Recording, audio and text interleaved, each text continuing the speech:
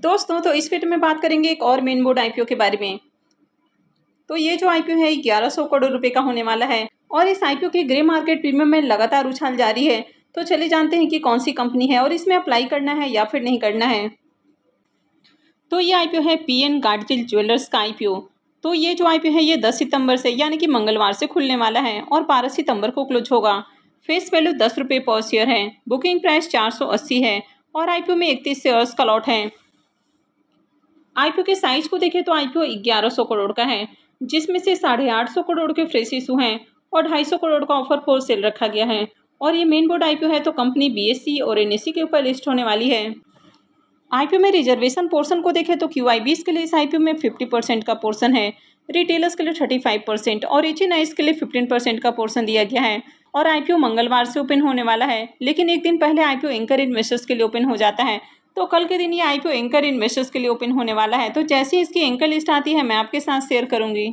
तो जैसा कि कंपनी का नाम देखने को मिल रहा है कि कंपनी का नाम है पीएन गाडगिल ज्वेलर्स आईपीओ, यानी कि कंपनी ज्वेलरी के बिजनेस के अंदर देखने को मिल रही है। और ये जो कंपनी है 2013 में इनकॉर्पोरेट हुई है। तो कंपनी यहाँ पर अलग अलग तरह के जो प्रेस्टिजियस मेटल हैं जैसे कि गोल्ड, सिल्वर, प्लैटिनम, डायमंड, तो इनके ज्वेलरी के बिजनेस में कंपनी देखने को मिलती है और इनका ब्रांड नेम है पीएनजी। तो 31 दिसंबर 2023 तक देखें तो कंपनी के ब्रांड के साथ ही कई सारे सब ब्रांड भी देखने को मिलते हैं। तो जैसे इनके मेन ब्रांड की बात करें तो पीएनजी इनका मेन ब्रांड है। इसके अलावा गोल्ड ज्वेलरी के अंदर इनके 8 सब ब्रांड देखने को मिल जाते हैं, जो कि काफ़ी सारे अलग अलग ओकेजन के अनुसार इनके नाम देखने को मिल जाते हैं, जैसे कि Saptam, Swarajya, ring of love, the golden Katha of craftsmanship, flip lifestyle, Pratha and योद्धा।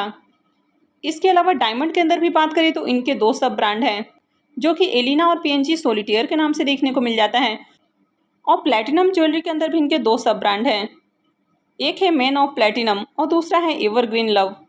तो इनके पास काफ़ी अलग अलग रेंज और वैरायटी के डिज़ाइंस आपको देखने को मिल जाते हैं।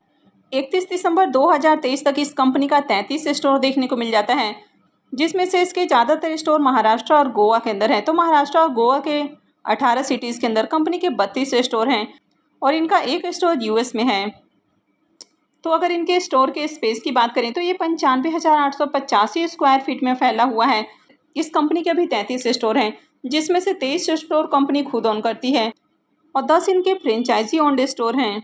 तो इनके टोटल स्टोर्स को देखें तो इसमें से 19 लार्ज फॉर्मेट स्टोर हैं, 11 मीडियम फॉर्मेट स्टोर और 3 स्मॉल फॉर्मेट स्टोर हैं।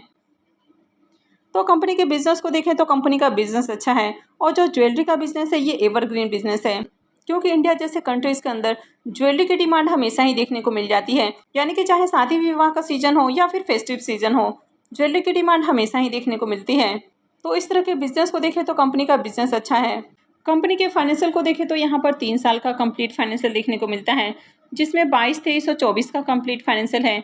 तो कंपनी के एसेट को देखें तो कंपनी का एसेट फाइनेंशियल 22 के अंदर 1100 करोड़ है। फाइनेंशियल 23 में एसेट डाउन देखने को मिला है, लेकिन फाइनेंशियल 24 में देखें तो फिर से जंप देखने को मिली है और 1464 करोड़ का प्रॉफिट है। कंपनी के रेवेन्यू को देखें तो कंपनी का रेवेन्यू साल दर साल बढ़ते हुए देखने को मिला है। और कंपनी के प्रॉफिट को भी देखें तो फाइनेंशियल 22 में कंपनी का प्रॉफिट 69 करोड़ है, फाइनेंशियल 23 में 93 करोड़ और फाइनेंशियल 24 में देखें तो 154 करोड़ का प्रॉफिट है। यानी कि कंपनी साल दर साल बढ़िया प्रॉफिट भी बना रही है। कंपनी के नेटवर्थ को देखें तो कंपनी का नेटवर्थ भी साल दर साल बढ़ते हुए देखने को मिला है। और अगर कंपनी के रिजर्व को भी देखें तो कंपनी का रिजर्व भी इंक्रीज हुआ है, लेकिन यहाँ पर फाइनेंशियल 24 के रिजर्व आपको देखने को नहीं मिल रहे हैं। कंपनी के अगर बोरोइंग्स को देखें तो पहले के मुकाबले कंपनी का बोरोइंग्स भी इंक्रीज हुआ है, यानी कि कर्ज भी इंक्रीज हुआ है और कंपनी के ऊपर अभी 396 करोड़ का कर्ज है। तो कंपनी के ऊपर कर्ज तो थोड़ा सा ज़्यादा देखने को मिल रहा है। कंपनी आईपीओ से जो फंड रेज करने वाली है तो इसमें से 300 करोड़ रुपए कर्ज के भुगतान के ऊपर खर्च कर देगी, यानी कि आगे कंपनी के ऊपर मात्र 96 करोड़ का कर्ज देखने को मिलेगा। तो कंपनी के फाइनेंशियल को भी देखें तो कंपनी का फाइनेंशियल भी अट्रैक्टिव हो जाता है और कंपनी के ऊपर कर्ज नहीं रहता है तो कंपनी अपने बिजनेस के ऊपर फोकस करती है। तो ओवरऑल देखा जाए तो इसका फाइनेंशियल भी अच्छा है। कंपनी के साइज को भी देखें तो 6,514 करोड़ का इसका मार्केट कैप है, यानी कि थोड़ी सी आपको बड़ी साइज की कंपनी देखने को मिल रही, बहुत बड़ी कंपनी नहीं है। वैसे तो कंपनी ये स्मॉल कैप साइज की है, लेकिन फिर भी देखा जाए तो 6,000 साढ़े 6,000 करोड़ का मार्केट कैप है, यानी कि थोड़ी बड़ी कंपनी है। इसके आरओई को देखें तो 28.88 का है, आरओसी 27.31 का है। तो आरओई और आरओसी ये दोनों ही काफ़ी अट्रैक्टिव हैं। डेट टू इक्विटी रेशियो 0.74 का है और आगे ये बहुत कम होने वाला है। रिटर्न ऑन नेटवर्थ को देखें तो ये भी 28.88 का है। तो ये भी अट्रैक्टिव है। पैट मार्जिन को देखें तो ये 2.53 का है, तो पैट मार्जिन थोड़ा सा आपको लो देखने को मिल रहा है। इसके पी मल्टीपल को देखें तो पी मल्टीपल 36.7 का है, तो कंपनी बहुत सस्ते प्राइस के ऊपर आईपीओ लेकर नहीं आई है। तो चलिए एक बार इसको इसके पीयर से कंपेयर करके देख लेते हैं। तो इस कंपनी की पी मल्टीपल को देखें तो ये 36.7 का है, जबकि कल्याण ज्वेलर्स का पी मल्टीपल 101.53 का है, सेनको गोल्ड का 45.5 का और थंगामाइल ज्वेलर्स का 42.89 का देखने को मिल रहा है। तो कंपनी का जो पी मल्टीपल है ये इसके लिस्टेड पीयर से तो कम देखने को मिल रहा है, पर इनसे बहुत ज़्यादा कम भी नहीं है, क्योंकि सेनको और थंगामाइल से कंपेयर करें तो बहुत ज़्यादा इसका जो पी मल्टीपल है वो कम नहीं है। यानी कि रिजनेबल प्राइस के अराउंड कंपनी आईपीओ लेकर आई है, प्राइस बहुत सस्ता नहीं रखा गया है। आईपीओ के ऑब्जेक्टिव की बात करें कि कंपनी आईपीओ से जो फंड रेज करने वाली है तो उसका यूज़ कहाँ करेगी, तो सबसे पहला यूज हो जाता है कि कंपनी अपने 12 नए स्टोर ओपन करने वाली है। तो कंपनी महाराष्ट्र में 12 नए स्टोर ओपन कर रही है और इसके ऊपर कंपनी 392.57 करोड़ रुपए खर्च करने वाली है। वहीं पर रीपेमेंट और प्रीपेमेंट के ऊपर कंपनी 300 करोड़ रुपए खर्च करने वाली है और जो रेस्ट पोर्शन है वो जनरल कॉर्पोरेट पर्पस के ऊपर खर्च किया जाएगा। आईपीओ में लॉट साइज को देखें तो आईपीओ में 31 शेयर्स का एक लॉट होने वाला है और एक लॉट के ऊपर इन्वेस्टमेंट अमाउंट 14,880 रुपये रहेगा। तो आईपीओ में अगर आप रिटेल पोर्शन से अप्लाई करते हैं तो मिनिमम एक लॉट और मैक्सिमम 13 लॉट के लिए अप्लाई कर सकते हैं। इस कंपनी में प्रमोटर्स की होल्डिंग अभी 100% है और आईपीओ लिस्ट होने के बाद प्रमोटर्स की होल्डिंग कम हो जाएगी। तो इस आईपीओ के शेड्यूल को देखें तो आईपीओ 10 सितंबर से यानी कि ट्यूसडे से ओपन होने वाला है और कल आईपीओ एंकर इन्वेस्टर्स के लिए ओपन हो जाएगा और आईपीओ 12 सितंबर को यानी कि थर्सडे को क्लोज हो जाएगा। आईपीओ का अलॉटमेंट डेट 13 सितंबर होने वाला है, रिफंड डेट 16 सितंबर रहेगा, क्रेडिट डेट भी 16 सितंबर रहेगा और आईपीओ की लिस्टिंग 17 सितंबर को होने वाली है। तो चलिए अब इसके प्रीमियम को भी देख लेते हैं कि प्रीमियम किस प्राइस के ऊपर ट्रेड कर रहा है और आईपीओ से कितना प्रॉफिट हो सकता है। इसके प्रीमियम को देखें तो इसके प्रीमियम के अंदर तूफानी तेजी देखने को मिल रही है, यानी कि पहले प्रीमियम 200 रुपये के ऊपर देखने को मिला, फिर 212 के ऊपर और अभी देखें तो 234 रुपये के ऊपर ट्रेड कर रहा है। आईपीओ में 31 शेयर्स का लॉट है, तो आईपीओ से 7,254 रुपये एक लॉट से प्रॉफिट हो सकता है। इसके प्रीमियम को देखें तो इसका प्रीमियम 49% का राउंड ट्रेड कर रहा है, तो इसका प्रीमियम भी काफ़ी हाई प्राइस के ऊपर देखने को मिल रहा है।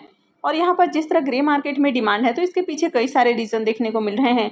जैसे कि अगर कंपनी के बारे में बात करें तो कंपनी ज्वेलरी बिजनेस के अंदर देखने को मिलती है, जो कि एक एवरग्रीन बिजनेस है। कंपनी का फाइनेंशियल भी अट्रैक्टिव है और कंपनी आईपीओ से जो फंड रेज करने वाली है तो उसे कर्ज का भुगतान कर देगी, तो आगे कंपनी के ऊपर कर्ज आपको बहुत कम होते हुए देखने को मिलेगा। इसके अलावा कंपनी आईपीओ से जो फंड रेज करने वाली है तो उसे 12 नए स्टोर ओपन करेगी, यानी कि इसके बिजनेस के अंदर आपको बूम देखने को मिलने वाला है। तो ये कई सारे रीज़न है जिसके कारण इसके ग्रे मार्केट प्रीमियम के अंदर लगातार उछाल देखने को मिल रहा है। तो ओवरऑल जिस तरह से आईपीओ देखने को मिल रहा है तो इस आईपीओ में डेफिनेटली अप्लाई करना है।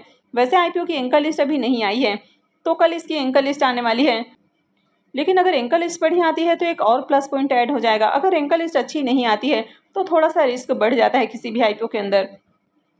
लेकिन ओवरऑल यहाँ पर जिस तरह से आईपीओ देखने को मिल रहा है तो एंकर लिस्ट पे आपको बढ़िया आते हुए देखने को मिलेगा।